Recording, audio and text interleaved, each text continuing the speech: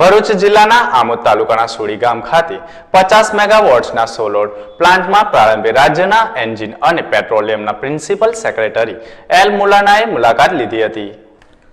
સૌર ઉર્જાથી વીજળી પેદા કરવાના મિશન માટે મોડલરૂપ એવા 50 મેગાવોટ સોલર પ્લાન્ટ આમોદ તાલુકાના સુડી ગામે આકાર પામી રહ્યો છે, જેની કામગીરી સંપન્ન થવાને આરે છે। પ્રથમ તબક્કા બાદ ઉત્પન્ન થતી વીજળીને આમોદ સબસ્ટેશન ખાતે પહોંચવા કામગીરી અંતિમ તબક્કામાં છે।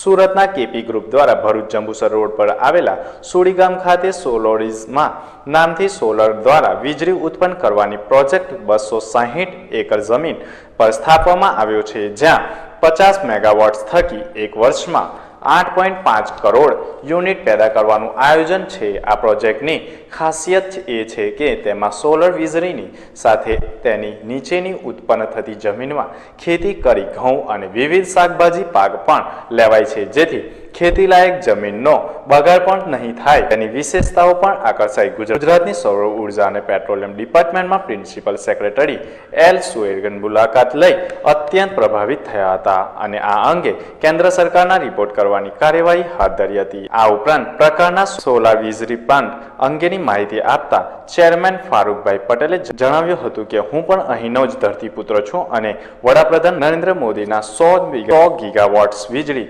પેદા કરવામાં સ્થાપના પણ પ્રોજેક્ટનો વિચાર આવ્યો છે અને પ્રાથમિક સફળતાથી પેરાઈ અમે હવે દેશને આ ક્ષેત્રે રાહ ચીંધ્યું છે। પરમેનન્ટ 250 થી 300 માણસને તો રોજીરોટી મળશે, પણ એની સાથે એની જે કમર્શિયલી વાયબિલિટી જે છે એ હિસાબે 6800 પ્લોટિંગ બી છે અને 6800 લોકોને બી ડાયરેક્ટ ઇનડાયરેક્ટ પ્રોફિટ શેરિંગ બી જાય છે અને એઝ અ રેન્ટ ઇન્કમ એ લોકોને બી ફાયદો થાય છે। એટલે ઓલમોસ્ટ આપણે એવું કહી શકીએ કે ઓછામાં ઓછા 7000 થી 7500 માણસોને આ પ્લાનથી ડાયરેક્ટ ઇનડાયરેક્ટ રોજીરોટી મળશે અને જમીનનો વપરાશ કે આજે સૌથી મોટો પ્રશ્ન છે કે જમીન વેસ્ટ થઈ જશે, પણ અહીંયા 1 ઇંચ બી જમીન વેસ્ટ નથી થતી। ટોટલ પાક લેવાય છે, ઘઉંનો બી લેવાય છે। હમણાં તમે જોઈ શકશો કે ઉનાળુ મગ બી વાવ્યા છે। એટલે એ રીતે અમે છેલ્લા 1.5-2 વર્ષથી કોશિશ કરતા હતા અને આજે સક્સેસ છે। અમારી કંપની 21 વર્ષ જૂની કંપની છે। આ પ્રસંગે એસ હંસે જણાવ્યું હતું કે ગુજરાતની વિશેષતા એ છે કે અહીં 365 દિવસમાંથી 330 દિવસ સૂર્યના કિરણો મળે છે, જેથી સોલારથી પણ વીજળી ઉત્પન્ન કરવામાં અહીં વાતાવરણનું ખૂબ જ અનુકૂળ છે।